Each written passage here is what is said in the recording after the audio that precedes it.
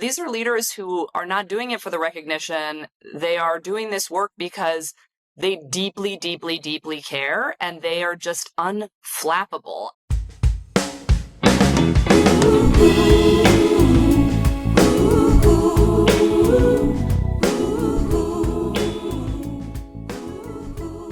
Welcome to the Practivist Pod, the practice of activism made practical. Today we talk about massive victories in Wisconsin, Republicans' shrinking margins in Florida, Cory Booker's history-making speech and bladder, and Tesla's catastrophic new sales numbers. And then we have a very hopeful interview with Yasmin Raji, the executive director of Swing Left, about how we can and will win back the House. I'm Jessica Craven. And I'm Steve Pearson. Stay strong. It won't be long. Yeah, yeah. We will build a better world. Tuesday night, Jess, what are you thinking? How are you feeling? Well, it's just funny because, you usually start off this podcast by saying, how you doing? And I always say, well, it's kind of a qualified okay.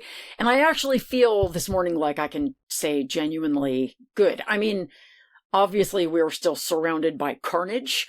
But man, yesterday was just a lift.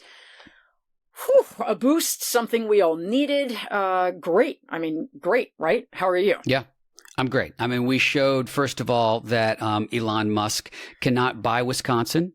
He cannot buy our country, that people power is going to win for us. And, this both, and we'll talk about it a little bit more, but both the Wisconsin election, not just winning that, but winning it by 10 points.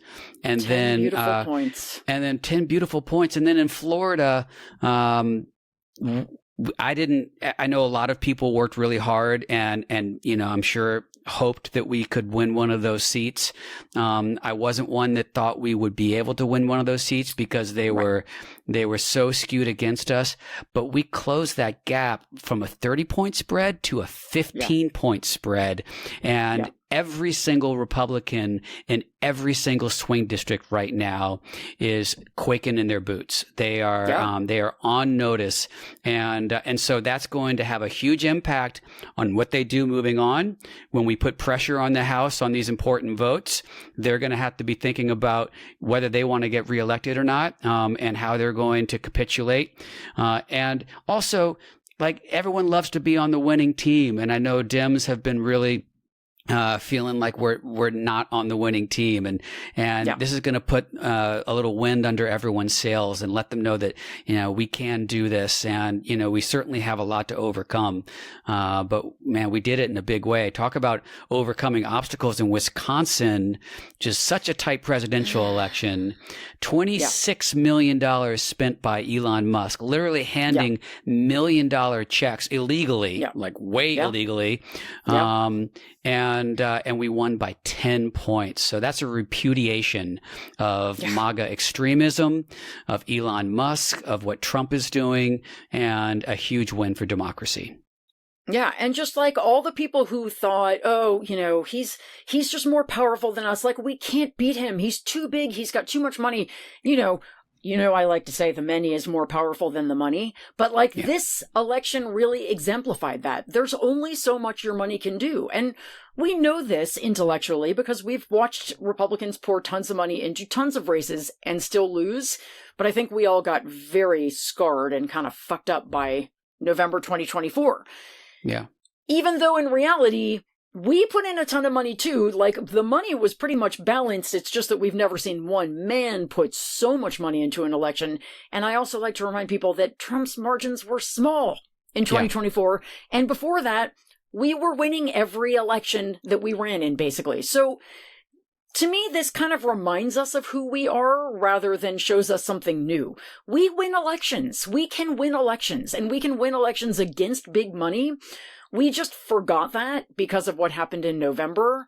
And I feel like this was a great reminder that the many really are more powerful than the money. It's not just a saying. It is actually true.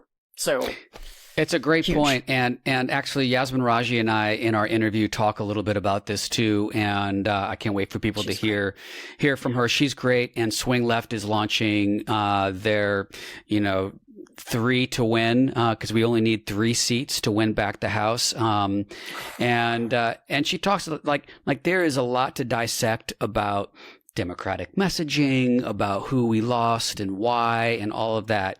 But also, just the fundamentals, the simple work that we need to do is still there.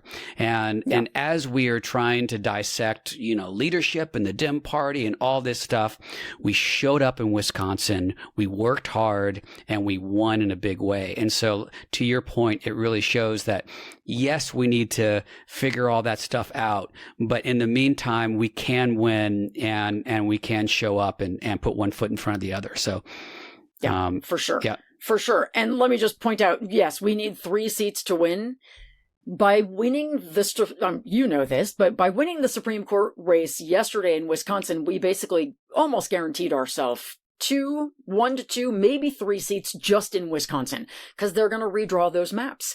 And those maps right now, the congressional maps, are so deeply unfair that even though Wisconsin is basically right split down the middle, Republican, Democrat, they have 6 Republican Congress members and 2 Democratic Congress members. So once those maps get redrawn and not thrown out by a heavily conservative Supreme Court, we probably pick up 2 seats, let's say conservatively, there. And let me tell you, I'm just going to say, we're going to fucking destroy them next year. It's going to be historic. It's going to be historic.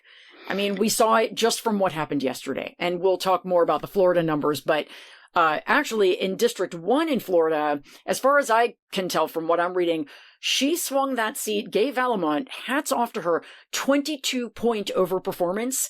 It is the biggest Democratic overperformance in any congressional special election since Trump has entered the political scene. 22 points. And so, she didn't win, but 22 points. Do you know how many seats we could pick up if we overperform by 22 points in every seat?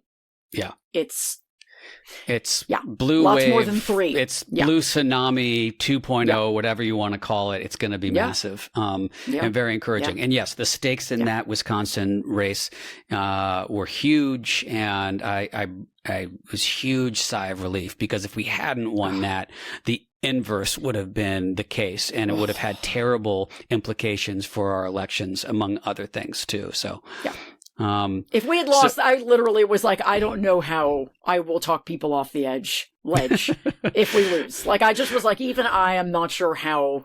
The stakes were really high. As Elon Musk himself said, he was like, the stakes of this election are, nation altering and maybe even world altering. And he was right, just not in the way he thought. But he was right. It's big. I was watching with my wife as the returns were coming in, and the first returns were from a very conservative area. It was only like not even 2% in, but it showed, Crawford at the bottom, and I'm like, oh no, I can't look. I was just like, I didn't want to see it. But anyway, we got lots to talk about. So, and I'm sure the Tuesday night will come back up. But let's talk about everyone's favorite senator right now. Our new hero, he of the gift to gab and the incredible bladder, Senator Cory Booker, who I think is still talking somewhere. Not only did he finish after 25 hours breaking Strom Thurmond's record, which was just poetic and really, really beautiful. But then he went on Rachel Maddow and talked some more after that. Dude, and I think he talked to a couple of content creators also. Like, he really just, he obviously went to the bathroom first, right? My kid was like, he gets to go to the bathroom, right? I was like, nope. No, I don't know. So we had lots of conversations about how that was possible, but then we just let it be. He's just got a bladder of steel, I guess. I don't know. I don't think it's steel. It's got to be more flexible. It's got to be pliant, right? That's true. Yeah. Right. Anyway. But no, incredible. He got he got a lot of calls post his incredible history making speech, and I know you want to talk about that and how important that is. But I'll say a friend of mine, we were talking about it this morning. Someone didn't know that he had done that, and she asked, was he coherent?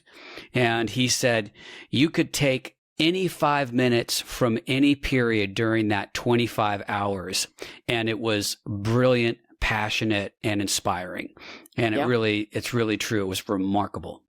Yeah, I know. I'd really like to watch. I did not watch all that much of it. I was very fortunate that not only did I get to watch his final moments, but my kid walked in from school and got to watch the last 10 minutes, which was powerful. I mean, that's a very powerful piece of history to watch. And I explained to them why. And it was huge. But yeah, he was incredible. He was eloquent. He, unlike Strom Thurmond, who just read out of the phone book because, that guy, right? Cory Booker spent the entire time reading out of folders that his staff had prepared for him, and hats off to them, with just letters from constituents and really talking so passionately and sometimes tearfully about what Trump and Musk are doing to our country right now, which is heartbreaking and brutal to watch. And he really encapsulated that. Yeah, it was very powerful. Yeah. It was very powerful. So more of that, be like Cory. And I think he will inspire some more, I mean, a lot of this, when you're out of power is like, let's just try some shit, let's do this. I can do this. Let's do it. Right. I don't know what it's going to do, what it's going to inspire, where it's going to lead. But let's cause some good trouble. And he did. Yeah. And so you want to talk about what our California senator has done too, which is very positive? And I think I kind of want to believe that it happened as a result. I could be wrong, but I sort of feel like other senators were watching Cory Booker and getting jealous. I think they were like, wow, man, look at all the attention he's getting. Like, okay, all right. Maybe I'm going to try for mine. That's real. Who knows? Whatever. Yeah. I do want to say this one thing before we fully move on from Cory Booker, I do want to say that his office announced that he has gotten 28,000 thank you phone calls so far. And I want to really acknowledge the people who made those calls and encourage more people to do it, because I'm a big believer in the positive, reinforcement. Just like you're training a dog. Treats, treats, treats when you do the right thing. So calling him and thanking him, I think that the other Democratic senators were like, wow, look at all this positive response he's getting. So Adam Schiff decided to go ahead and put a hold on a nomination for, this is Edward Martin to be U.S. Attorney for the District of Columbia. This guy, Edward Martin, is like a lawless brigand, man. He's already the acting, and he's really, really awful and very dangerous. His loyalty is only to Donald Trump. He has no interest in the rule of law. It is very frightening to have him in that position because he's punitive. He's going after people who he perceives to be, quote, enemies. And Adam Schiff finally said, you know what? I have some minority power. I can put a hold on this nomination, similar to what Tommy Tuberville did with a bunch of people in the armed services last year. And ultimately it can be defeated, I think, but it can slow things down a lot. And this is what we need. And this is what we need. And so this is bravo to Adam Schiff. And if you're in California, again, we're supposed to be talking about activism here. And I want to underscore that Adam Schiff started out bad. Like bad. His responses were not good to Trump. And I don't want to toot my own horn, but I am a member of an indivisible group that scheduled more than one very contentious hearings with his highest staff members. And really taking him to task for how he was not rising to the occasion. And we're not the only ones. People have showed up at his office. People have been calling. And finally, he is moving. And we've watched this progression. He's been getting better and better. And now we see this is really the kind of hardball we want all Democratic senators to be playing all the time. So bravo, Adam Schiff, if you're listening to this, which I almost guarantee you're not. I don't know. He might be. Not because it's not a good podcast. Yeah, he did How We Win a couple of times, and we're working on getting him on, and I'd love to talk to him some more. And but that's, to your point, that's the whole spirit of the practivist community, if I can Yeah. call it that. Yeah. Practical activism, it works. It really does. Yeah. People wonder, are these calls making a difference? Is my advocacy making a difference? Huge. It absolutely does. And I agree with you 100% too about the affirmative phone calls and thanking people because, Yeah. electeds, they take a lot of incoming. They take a lot of criticism. It's Yeah. pretty rare that someone just writes a letter or calls them up to thank them, and even the best of them. So, so thank you everyone who has been doing that. And I guess now we can sort of say the Republicans are in disarray, right? At least in the House. Business just shut down this week too, which, I was planning to talk about the SAVE Act, which we'll talk about for sure, because that's going to come up again. But it was supposed to come up for a floor vote this week. And, Mike Johnson's, as you put it, temper tantrum shut it down because he didn't want to let new mothers vote remotely. And this was a charge that was led by Representative Pedersen from Colorado, who our viewers and listeners will remember heroically showed up to vote with her newborn baby.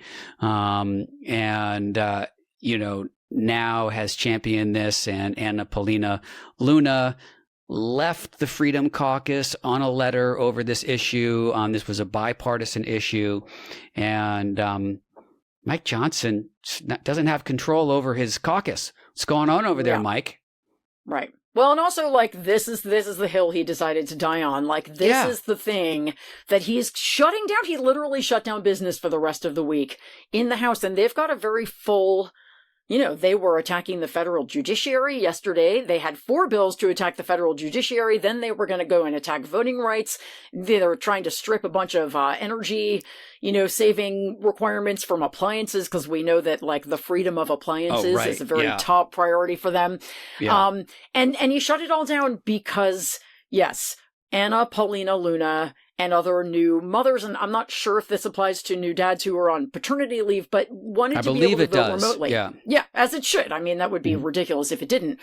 And as someone pointed out, Mike Johnson voted remotely during COVID something like 30 times. So it's one of these voting remotely for me, but not for thee situations. And ultimately, we know that Republicans don't think that moms actually belong in Congress, right? They don't believe women belong in Congress, and particularly not new moms. You should be at home, chained to your stove, nursing your baby while frying some ham hocks or whatever. So for them, why if you're would voting, you give them the who's power changing that diaper, right? Exactly. Come on, get your priorities right, ladies. And so, this is the hill he chose to die on. So he died on this hill, and now they just look like assholes. They look like stupid, petulant, he does, shall we say, baby man who shut down Congress. Yeah. So they all do all the time. But this is really on Mike Johnson. This is a guy who never chooses to fight, right? He's all about compliance. And he fought here. He fought here so that new moms have to get on a plane with their month-old baby to vote instead of just voting remotely because, men belong in Congress or whatever his reasoning is. So the silver lining being no vote on the SAVE Act this week, no vote on castrating the federal judiciary, and those energy appliance, regulations for now. Let's really focus on refrigeration, standards. There was a great speech, by the way. I don't know if you saw the speech that Melanie Stansbury gave on the House floor, where they were voting on one of these, the freedom to keep walk-in refrigerators polluting or something. And she was just she was like, what are we doing? This is insane. And it was great. Again, bringing that fire that people respond to so much, of just calling out the insanity of what they're doing. It was great. You should watch it. It's on my Instagram feed if you haven't seen it. But that's where we are. Fantastic. All right. Well, let's talk about a couple of things for people to do this week, other than take the win, celebrate. It's been tough, and we talk about this all the time. This is a marathon, and we can't live and die by every win and loss. Because this is our this is our, relationship with civics. It's a Yeah. life's work, Yeah. but when we have these moments, please take it in, feel good about it, feel good about the work that everyone did to make this happen. And we want to call, you were talking about, what you have on your newsletter this week in terms of calling and thanking lawmakers. What did you? I basically I just said, like, for today in my newsletter, I was like, we should all take a day off because we've worked really fucking hard and we've been working with no hope, which is like, that's real courage and real faith when you just keep doing the actions, even though you're like, nothing's work, like it's not going to work. And so we all really deserve like a day to just celebrate and yes, acknowledge the wins, because otherwise, why are we working so hard? To acknowledge the wins, spread the word about the wins, raise morale amongst other people, and yes, call and thank Cory Booker's office if you haven't. Call and thank Adam Schiff's office. I mean, ideally if you're a Californian, but even if you're not, like, these guys, they have egos, they love praise. And also, I think it's really important that we take a moment to get on social media and tag Gay Valimont, who ran in Florida's 1st District, and Josh Wheel, who ran in the 6th District, because they ran hard. And they ran great campaigns, and they made a difference. They may not have won, but this is one of those cases where winning is not the whole story. That's right. They created a narrative where even though Republicans won those seats, the Republicans didn't really get to take a win because the only conversation was about Democrats' insane overperformance. That's a huge deal. And we want them to stay in politics in Florida. So let's, just tag them on social media and say, great job, amazing, we see you. Because, it's got to sting to lose and to lose. They fought really hard. We want to reward that. So that's my action suggestion. Yeah. I love it. And then, of course, this Saturday, April 5th, is the big nationwide hands-off rallies. I think, Jess, you and I will be at the one in Los Angeles. These should be and will be the biggest rallies we've had so far since Trump was elected, and really want to encourage everyone to go to handsoff2025.com. The link will be in the show notes. Find out where there is one near you and show up, be in community with each other, and let our voices be heard. So this is going to be a big one. I can't wait to see all the video and what comes out of it. And I'm looking forward to seeing you. There's going to be some bands and some great speakers and stuff at the one in LA where we're going to. So it should be a fun late afternoon. Oh, good. Yeah, I don't know why they're having it so late in the day, but whatever. It will be great.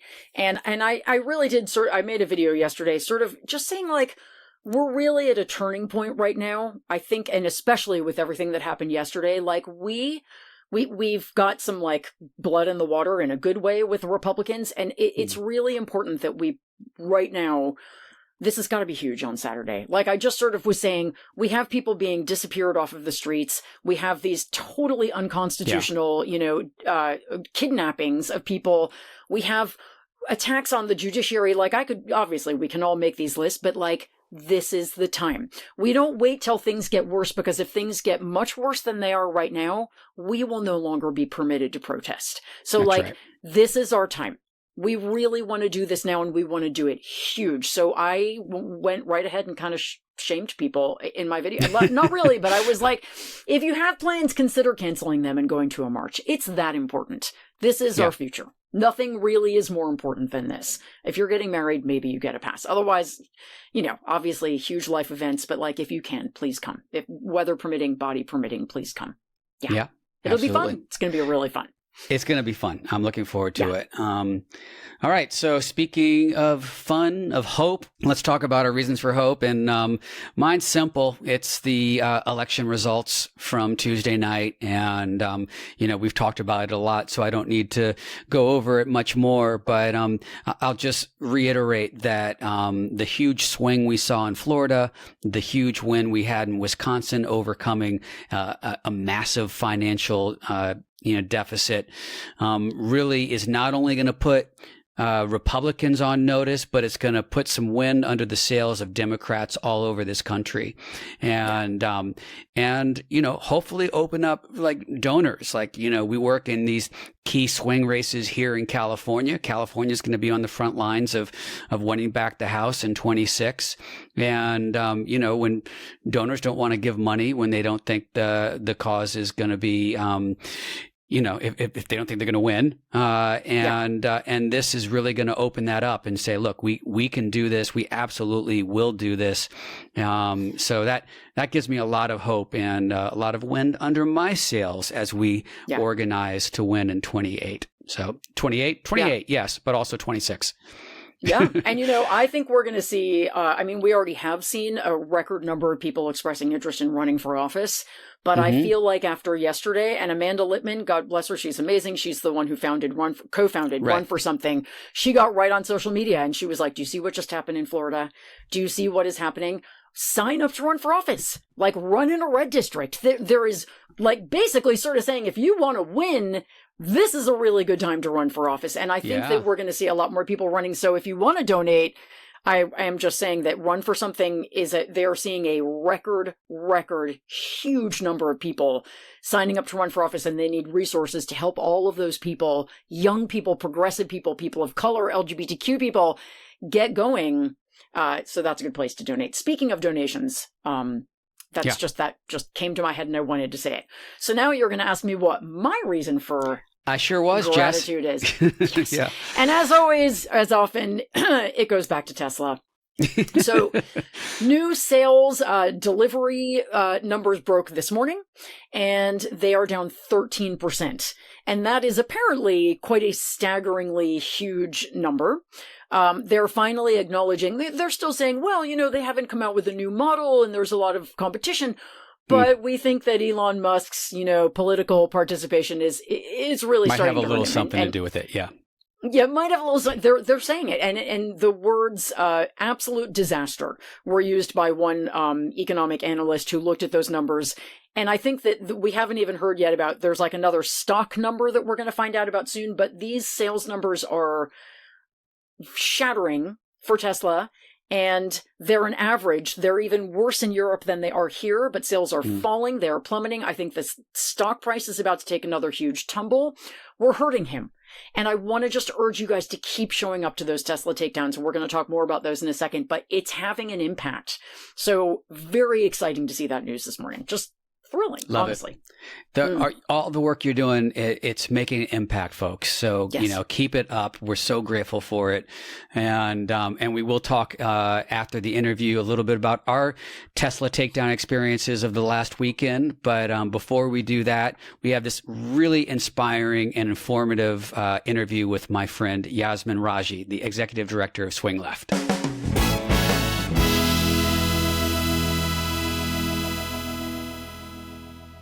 Yasmin Raji is the executive director of Swing Left and has more than 15 years of experience as a visionary leader in elections, advocacy, organizing, and outreach.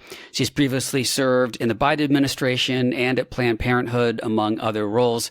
She is a California native, but now for some reason is living in D.C. We swapped places, Steve. DC We made did. it. You made the wiser directional move than I did. Well, yeah. I mean, we were just talking before we started recording, and I was just there visiting my mom. And DC is a mixed bag right now, and I love that town, but it's really, really hurting. We're really hurting. We're really, really hurting. But anyway, but that aside, it's great to have you here. Thanks so much for being on the show. Thank you, Steve. It's great to see you. Yeah, I mean, first of all, I can't think of a better time to have you on dissecting the incredible results we had last night. How are you feeling about Wisconsin and Florida and everything we saw last night? Yes. I mean, where to begin? I feel like I have had as many cups of coffee as Cory Booker had yesterday in his amazing sort of infinite speech. What was it, 24 hours, 25 hours? I forget exactly how much Everyone it was. talks about how amazing Cory Booker is. I don't think people talk enough about how incredible his bladder is. I mean, that needs more. Yeah. Exactly, Yeah. exactly. He's going to have to do some type of a teach-in for all of us on how that worked.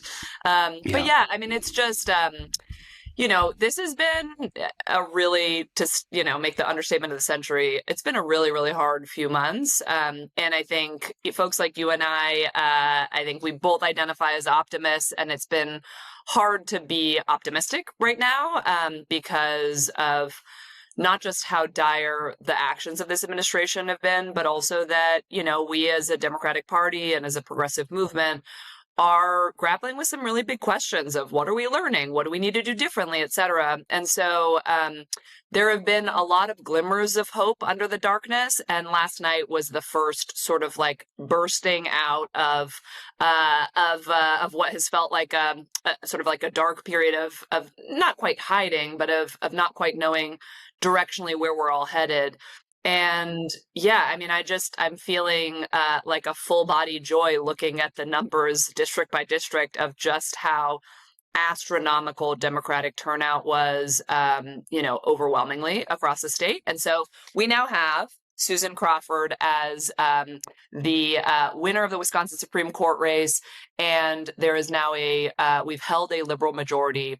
And it's important for a few reasons. Number one, Elon Musk poured $26 million into this race personally. He tried to, as I'm sure your listeners know, he's literally paid some people $1 million checks for their votes. And so this is a really nice sort of like a civic middle finger that we have lifted up to Elon Musk in a way that I'm very proud of, and that I think we all just needed psychically.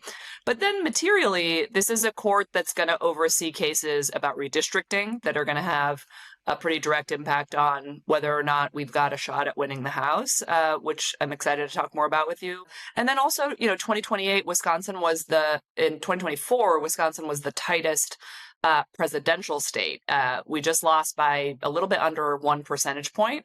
And so having a fair court in Wisconsin and not a sort of MAGA hijack court in what's going to be a really, really wild 2028 is going to be essential. So anyway, feeling really, really proud and good and fired up and ready to dive into this perfectly timed conversation.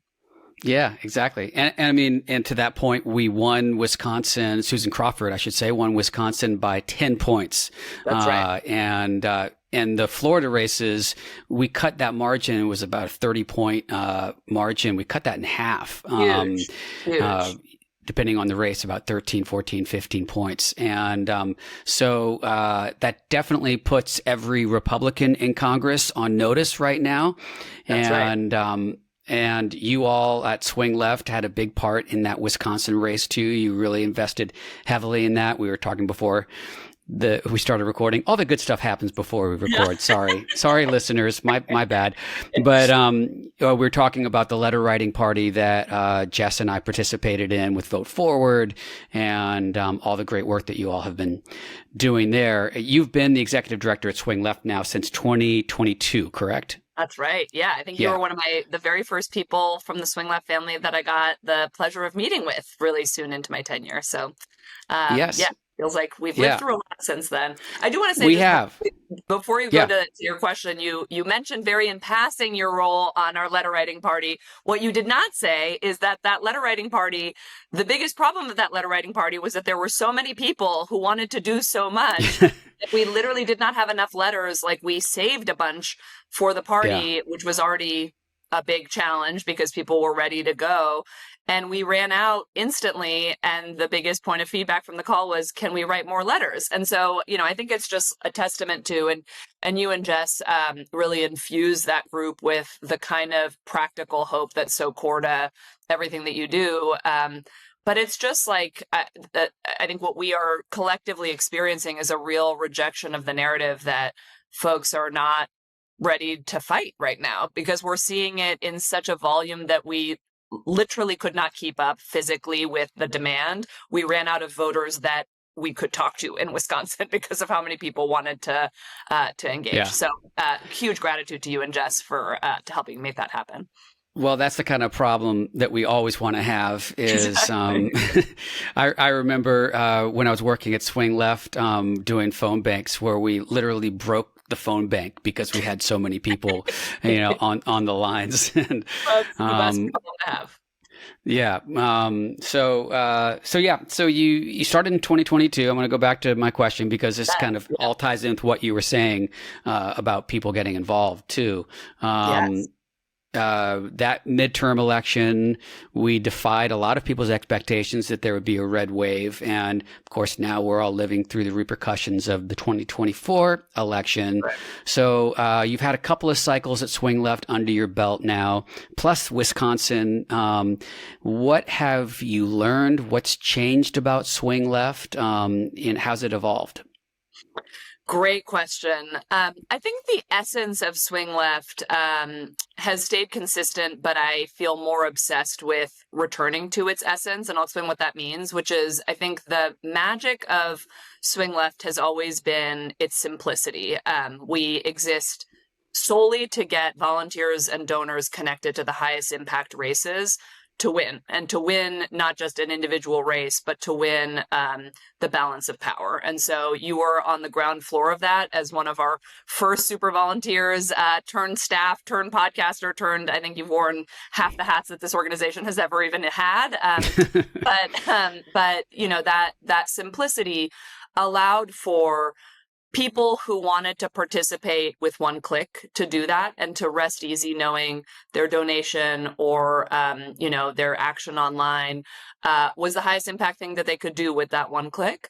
But it also created an open door for talented people like you who really wanted to sink your teeth into something much more substantial than one click, right? And I think that's what the magic of Swing Left from the very beginning was, as Matt Ewing, one of our founding team members, used to always say, is that Swing Left was about easy on-ramps and no ceilings. And so, anybody could get involved really easily, but there wasn't a ceiling on what that involvement would look like, right? You signed up to host a house meeting in your house, and fast forward, you were, organizing giant rallies and huge fundraisers and, handing sort of TV-sized checks to candidates for whom those checks were really meaningful, not just because of the quantity of money that we were raising for them, but that it was coming from grassroots. It wasn't connected to an ask to to do what an issue organization or probably more likely a corporate PAC was asking them to do. And Right. so, I think that essence is what Swing Left was always about. And I think the other aspect that is a little more sort of nebulous, but I think was really important to its earliest magic was that we existed in a moment where people were looking for things to do, but also where people were not super sold on the Democratic Party brand, right? I mean, it feels like a million years ago, but 2017, 2018, people were not rah-rah Democrats. People were rah-rah, let's beat Trump, right? And I think what Swing Left provided was this really paradoxical and really refreshing different path, which was, Swing Left, its very existence was a critique of the Democratic Party because honestly, we shouldn't exist, right? This should all be, everything we do should be part of the party's infrastructure to begin with.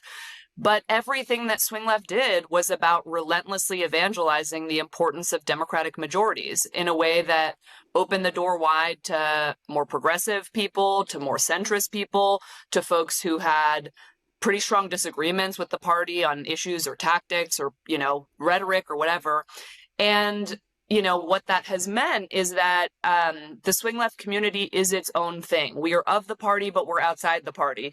We, are serious players in the Beltway, but we're not of the Beltway, right?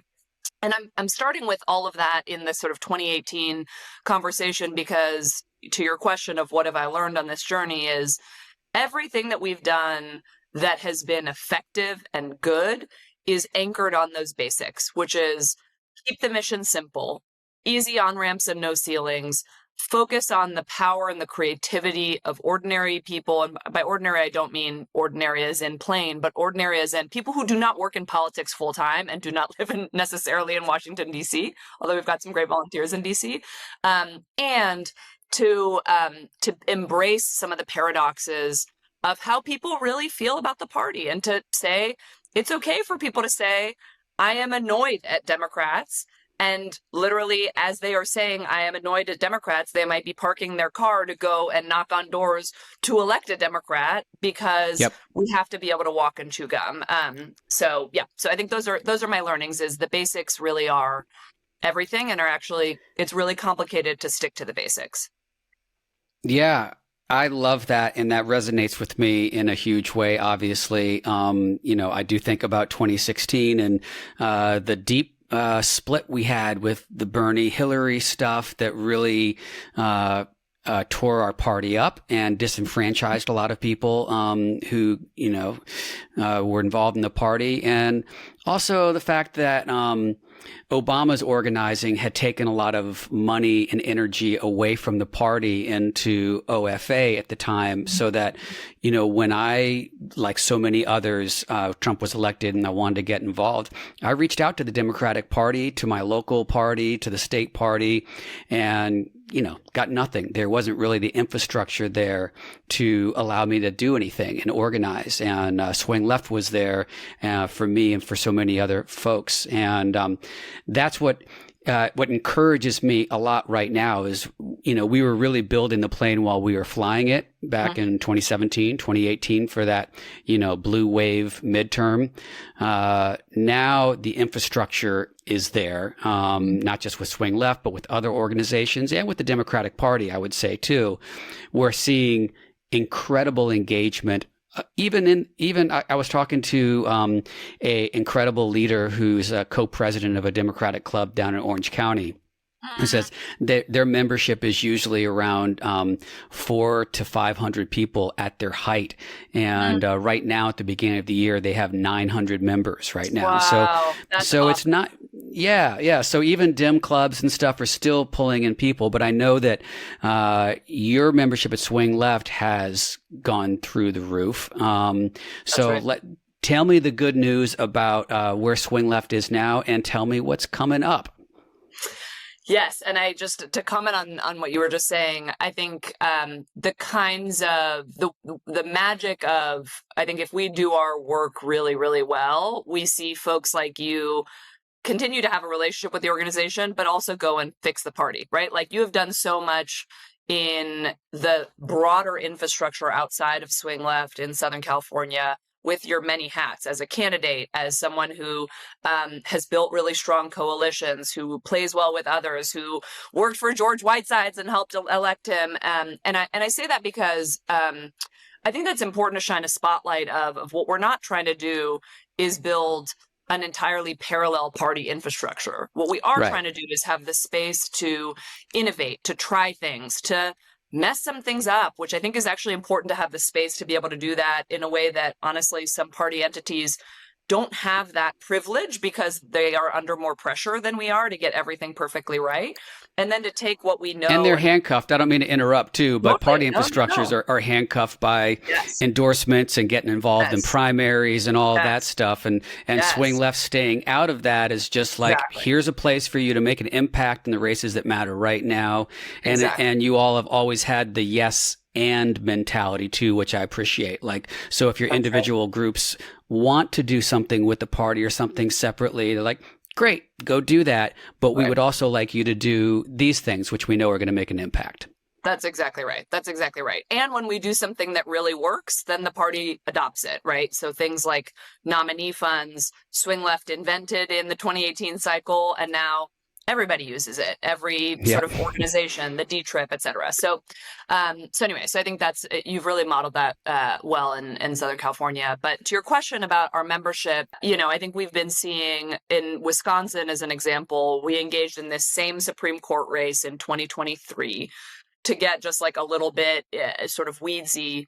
We always think about the odd years, meaning the non-election years, ahead of a presidential as much bigger than the odd years ahead of a midterm, right? People are just like much more fired up. And even though it's far away from an election, like they're getting really excited about a presidential. So the sort of basic trend lines should be that this year, 2025, we should be seeing less engagement than what we saw in 2023, just based on pure like people's trend lines in presidential versus midterm years.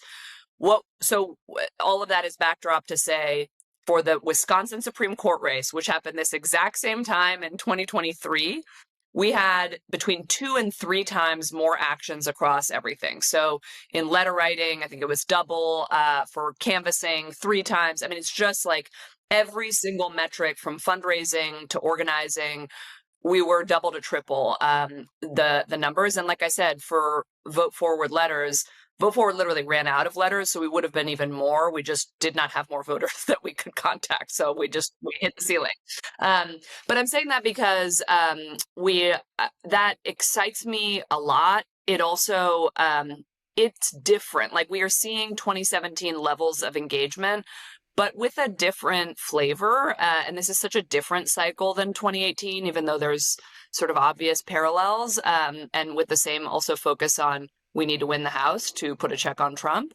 But what we're seeing more of is like the kinds of feedback that we got from people as they were taking actions at this same moment, at these same levels in 2017, was a lot of like real feeling of agency, of the sky was the limit for what they could do. And this time around, there's a lot more skepticism, and I think it's very rational, and it's for all the right reasons. But folks are taking actions at record levels. They're signing up to join groups. They are, joining our events, and we've been every single week. It's like 2 to 3 times the peak of during anything outside of the final week of a presidential campaign. Right. But they are also answering, the same people taking those actions at record levels are answering our surveys with questions like, I just don't know if what I did mattered, or how do I know that it mattered? I know you're telling me it does, but how do I know, right? And it is this this real self-doubt that is rooted in the fact that we all worked our tails off for a presidential election that we lost, and where the reasons why we lost are not as simple as, first of all, there's not one answer, and it's not like we all have consensus around those things. And so, so tremendous energy and a more of an appetite for real talk, show me the data, sort of show me the numbers, which again is really is our sweet spot at Swing Left, because we believe we have to be really honest with people to build the kind of trust that we need for this work long term. So, so I'm really excited about sort of how do we partner with people and bring them into the conversation and bring them in as partners in the fight, rather than sort of, what I think candidly, what a lot of organizations and entities treat volunteers and donors as are some combination of ATM machines, and they sort of like infantilize them. Like, you don't really need to know, just trust us. Like, we've got it. Yeah. Rather than, here's how we're thinking. Here's what we know. Here's what we don't know. Join us on this journey. Here are the things that we're really confident in, and here's some things that we're still testing along the way. Yeah.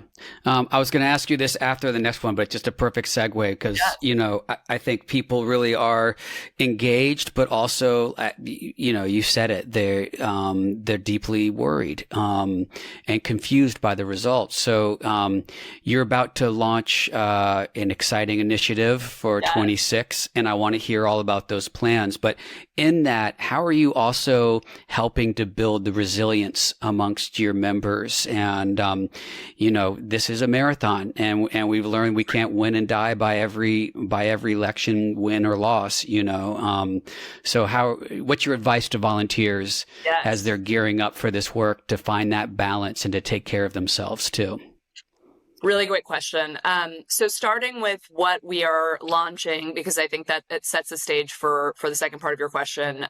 We are launching a campaign called 3 to Win. And the reason it is called that is because there are 3 seats that we need to win back the House. And winning back the House will be Swing Left's number one priority, head and shoulders, in 2025 and 2026. And I think what most of the folks that we are engaging with, including the deepest nerds that read everything on the New York Times backwards and forwards, Atlantic subscribers, this and that, have not. Hey. I know, exactly. I'm speaking about us, the deep dorks, which, I think a lot of our volunteers and donors are, they're following politics really closely, but even as they have read a million times that the election was actually really close in 2024 and we barely lost the House, they have it's gone in one ear and out the other because of how overwhelming this moment has been and how significant the effects of our losses by small margins are, right? So it's sort of like, Right. it doesn't feel like we lost by a little. And Trump keeps saying, I won by a mandate. I won by a mandate. We run everything. And we've started to believe him a little bit collectively as a party and as a movement. And so 3 to win, the point of that sort of framing for us is for us to not take our eyes off the ball for a second, because Republicans' House majority is a rounding error. 3 seats that were won by 7,309 votes. 7,309 votes is, I don't know that much about football, but from what my colleagues tell me, that is smaller than a high school Texas football game, which is sort of a realization that I'm having that my tiny little school in Northern California didn't have anything on that scale. But, 7,000 people, that's a concert. That's nothing. It's a room full of people. And that is what prevented us from having a check on Trump, right? And so by focusing on, we just need to win 3 seats. We just need to win 7,309 votes. We don't need to radically imagine everything about our message. We don't need to radically reimagine anything to do that. While we are focusing on winning those 7,309 votes, those 3 seats, and as you know, most of us live within 90 minutes of a swing district, so each of us has a role to play. We don't need to worry about all 3. We can each just worry about 1 and be a third of the victory. But while we're doing that, we also will be engaging in the kind of bigger picture conversations of what are the big fixes we need to make to our party infrastructure and so on and so forth. It's not that we need to just do a small tweak here, but we've got to keep our eyes on the prize of just we've got about 18 months until November 2026. We got to sprint forward and focus on the right districts and the right tactics. And then to your other question, sort of how do we do that? I am increasingly convinced as we talk to our volunteers and donors that we are in another sort of a new paradigm in how folks' energy is showing up here in terms of online versus offline engagement. And the amount of digital fatigue that we are hearing from folks over and over and over, overtly and sort of more subtly, is pretty overwhelming. And it's not just like digital fatigue as in they're doom scrolling on, X and they're tired of that. It's a fatigue that is coupled with, a sort of bigger societal trend that is not political, but we are really isolated right now. Folks are really lonely. We've all read the pieces about how young people are going to fewer parties. They are drinking less. They are sort of having less romantic contact with one another. And it's not just young people. It's our last Surgeon General, Dr. Murthy, talked about loneliness as our biggest public health crisis in this country. And I hear about loneliness and isolation not in the theoretical. I hear it from our group leaders who every day are talking to people who are leaders in their communities. And all of that is, there's a lot of reasons. I'm not a sociologist. I can't sort of point to all of them. But the reality is, if we are going to be in this marathon, as you said, and we have 18 months till the midterms, and then we're going to have a couple years of really hard work for a presidential, and then we're going to have a lot of rebuilding work to do as a country to rebuild our federal government, to rebuild so much of what we've lost. We can't just be in a sprint over and over and over. And we also just can't be clicking buttons online. And so what we're thinking about a lot at Swing Left and where we want to spend a lot of our time being creative is how do we sort of be as innovative and tech forward and as savvy in our communication online to meet people where they are. And, I think a really valid and important take from the election is we didn't do enough online as a party in the right places and in the right spaces. But how do we do that really well to meet people where they are, but then to actually have them gather offline? And so that's why we're kind of going back to, again, our roots and the action that we're calling on people to engage on in the first stage of this 3 to Win campaign is to host or join a gathering, which is how we met you, right? You decided to host a gathering, and little did you know how many people would be joining that gathering. But whether folks want to open their doors to anyone in their community to come who wants to get involved, or whether they've got like an existing book club and a book club that maybe hasn't met for a little while, and they want to just have an excuse to get together, and they want to talk about life in addition to talking about how they want to get involved in their closest house district.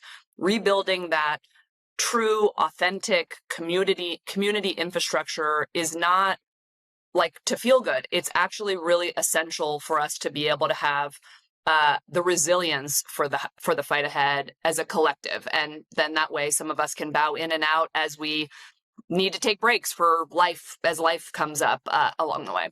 I love that. It's so important. And I people ask about like the Tesla takedowns even and those kind of things. And is that really, doing anything? And it is. That Tesla stock is tanking, and Elon's, going to soon be ousted from the administration. But besides that, being in community with each other in person is so important right now. And I mean, I just couldn't agree with what you said more.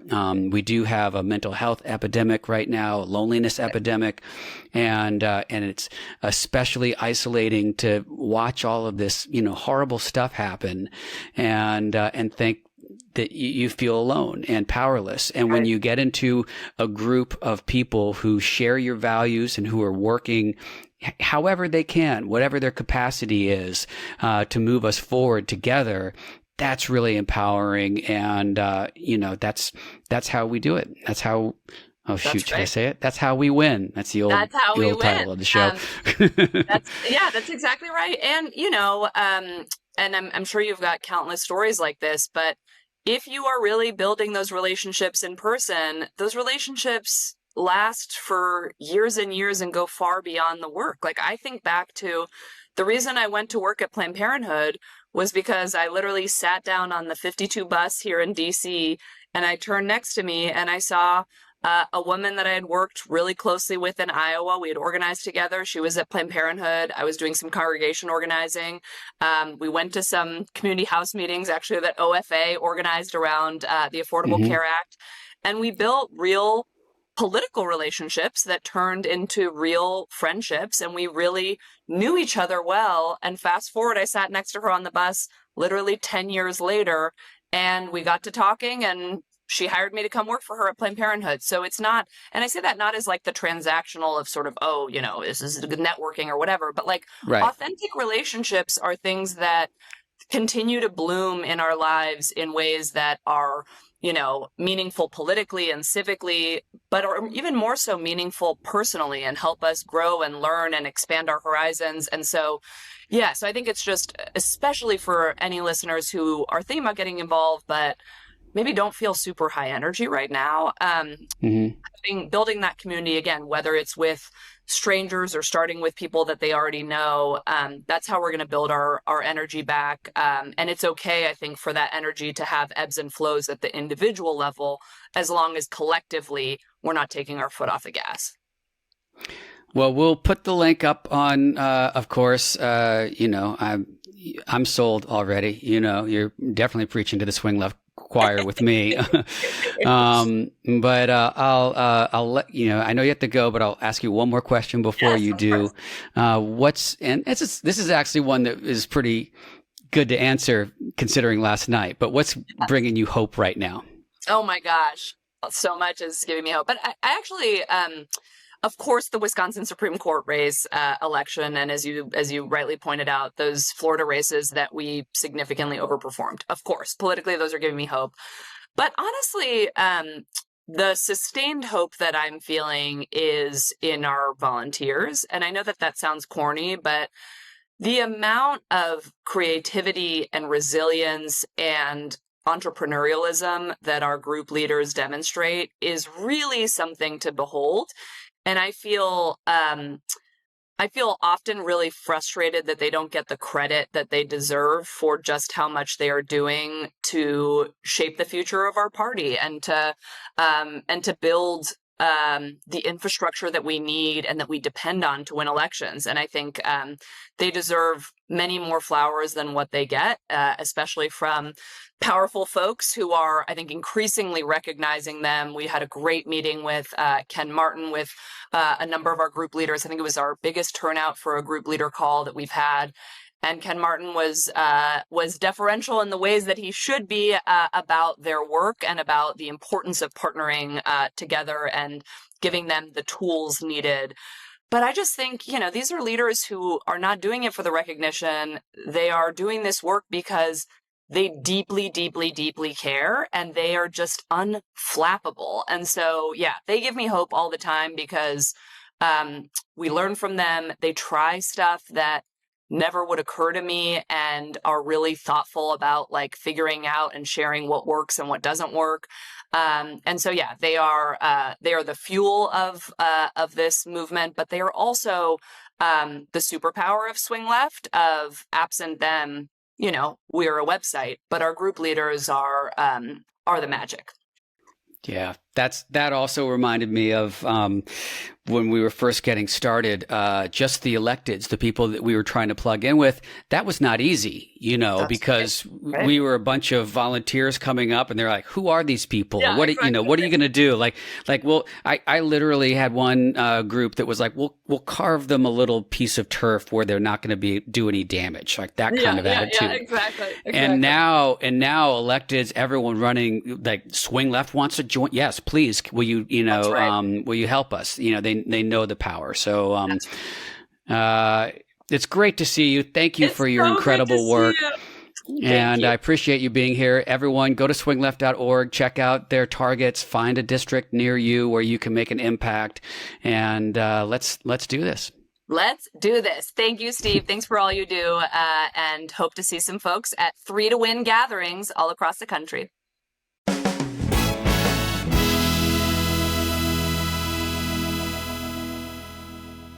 All right, Jess, before the interview, we were talking about Tesla takedowns and the, you know, huge effect it's had on Elon Musk's personal wealth. Oh, yeah, that's the idea. And also not just to say that it has an effect on Elon, but it's going to have a cooling effect on other corporations and wannabe oligarchs, you know, who try to insert themselves because they know that, you know, we have power to affect their bottom line. So it's really important. You were at, because you were at 2 Tesla takedowns, not just one. One wasn't enough for you. And I was at one down in Newport Beach, at Fashion Island, very bougie Tesla takedown. Bougie. So, yeah, but tell us about your one, Steve. No, I'm teasing. 2 is ridiculous, but tell us about the one that you went to. So I have to say this too, and it's the end of the show. So if you're listening, you're really invested in this. So I just want to say, a couple of days ago, I was working all day as I always do. I take my job very seriously here, both with the podcast and with Blue Wave California, where I work, and I was tired. I was hungry. I ate a little snack and I was just taking a break, looking at some videos on TikTok, which are like SNL skits and, you know, Led Zeppelin footage from the late 70s. And there's Jess Craven going live, calling voters in Wisconsin. Oh, yeah. And I'm just like, this fucking lady does not stop. Like, when does she rest? Like, I thought I worked hard, but I can't keep up with Jess Craven. Anyway, that's the moral of this. But I did do that. I went live on TikTok while I phone banked. It was fun. Yeah, go on. But yeah, I did. But so I went to a Tesla takedown in Newport Beach because we were down there for spring break for my daughter goes to college nearby, and Nice. And Fashion Island is about the bougiest area. And it was, we'll show some video here as I'm talking. But it was a nice smaller group, really cool people. And overall, I was really encouraged because, you know, people were honking their horns and giving us the thumbs up, and it was, pretty positive. But there were some people who, were not as friendly to us. And they were always people driving fucking supercars. Oh yeah. Like I'm Yeah. not even exaggerating, because down there Massive. there's a lot of like Ferraris and Lamborghinis and you know, like souped up Porsches, and those people literally would like slow down and flip us off and scream at us from the car. You know, it's almost as if these really wealthy people don't want to be held accountable. I was Go going to say they're figure. the ones getting the tax cuts, Steve. They Yeah. love this. Yeah, Yeah. exactly. Yeah. But it was, Right. I mean, it was so on the nose though. I was like, Yeah. here comes another Lamborghini that's flipping us off. It's like, Yeah. if you put it in a movie script, they'd be like, come on, that's too obvious, you know? Yeah. But Yeah. anyway, Yeah. No, for sure. No, that's so great. It's so true. It's so true. It is so true. yeah. But tell me about your 2 or 3 for Yeah. Tesla. Next weekend I'm takedowns going you for went 3. to. No, I'm joking. 2 was too many, but it was really fun. I went to the second one because my friend was organizing it, and she asked me to come. She had heard there might be counter protesters, and she was like, "We just might need support." Of course, there were no counter protesters. I find a lot of the rumors about counter protests, not all of them, but a lot of them turn out to be not true. Yeah. But, you know, and even when they do come, my sister had counter protesters at her Tesla protest in Paramus, New Jersey, but there were just about 25 of them, and there was a lot of reason to believe that they actually had been paid. There was a local Craigslist ad recruiting interesting. people and offering to pay them $50. So, you know, usually with Republicans, it's like you spot it, you got it kind of thing. So Yeah. they accuse us of being paid while they pay. Either way, small group.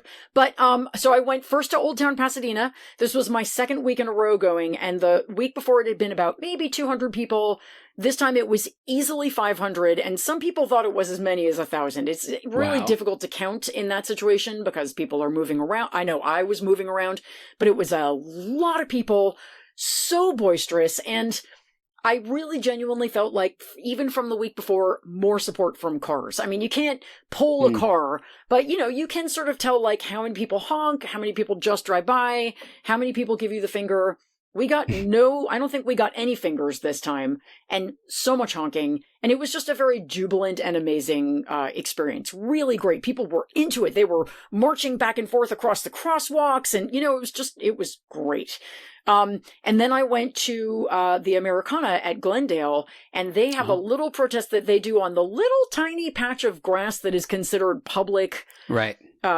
area there, right across from the Tesla dealership, which I never even noticed was in the mall. Like, it's a weird place for a dealership, but we had about maybe 100 people there, and that was actually really great because the mall goers, you know, people who walk around the Americana recreationally, some of them are perhaps not the most politically engaged, shall we say. Right. So there Yep. was a lot of looking at us like we were panda bears or some kind of more exotic animal. Like, really, like, what are these protester things? And kind of filming us, but then, you know, some thumbs up and some clapping, and then some teenagers who tried their best to troll us, but they were pretty unsuccessful. So it was interesting and fun. I was glad to be there. And, you know, protesting at the Americana is surreal.